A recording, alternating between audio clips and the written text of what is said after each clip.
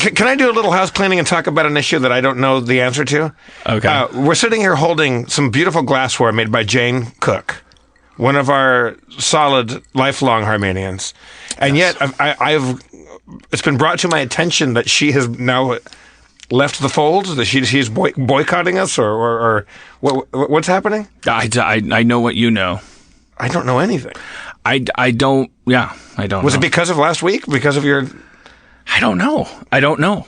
I would find that hard to believe. I don't think so.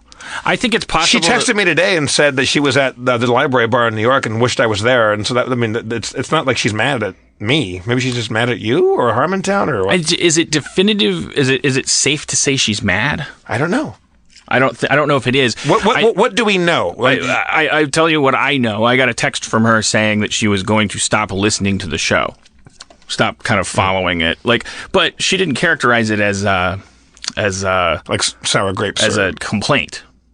But we're used to processing the announcement that you're going to sever a connection with something as punitive. But I don't. Also, then the question would be, well, then what would you do if you wanted to be healthy? An honorable discharge. What would you do?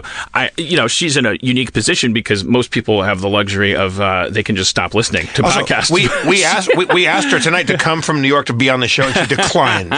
She didn't have the guts to show up and defend herself. I think when you look at it from her perspective, I'm gonna speak as objectively as possible without any speculation of her subjective experience. But I would say, as somebody, it's pretty easily observable that she was very entrenched with the listenership. She was basically running a kind of unofficial / official, emotionally official Facebook page, a Facebook group of listeners and all these things. Like when you're listening is that active.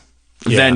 Then there's something that for the rest of us can just be, forget Game of Thrones. It has to be an announcement. Yeah, I mean, but I've always thought it's kind of like a sign of emotional maturity and awesomeness when our regular people stopped coming. Like NT doesn't go to the show anymore. Once in a while, maybe, but a lot of people just go to the drawing room while we're doing this.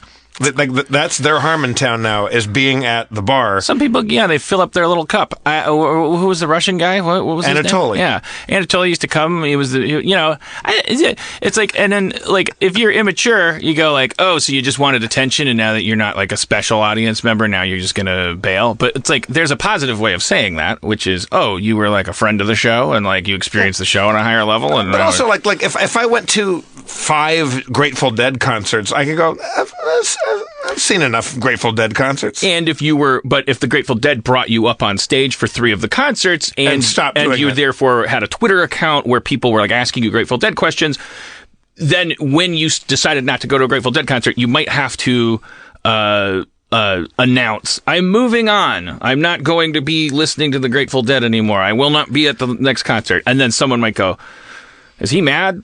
But and the answer might be not really. From talking to Nolan, who I guess has been around the Meltdown for so long, it seems like there were like classes, like groups of people who came to Harmontown seeking out like-minded people, and they like became really close friends, and they would go every week, and then eventually like graduated from the program. And then like I feel like it was like every year he said like there would be a new group of people that would come in and get the first row of chairs, and then they would all become friends, and then they would move on. And like if you go back through the years, you definitely see like Well, Kevin Day just sent me some posts. There was the Jane gif of the Harmontown sticker being taken off the car. Right. And then Jane said, enough of Harmontown nonsense. Time to find some new nonsense.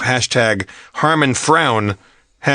#moving on. Harmon frown. Okay, well, there's some negative connotations. Harmon there. frown. Yeah. All right. Well, Jane, if you're listening, first of all, busted.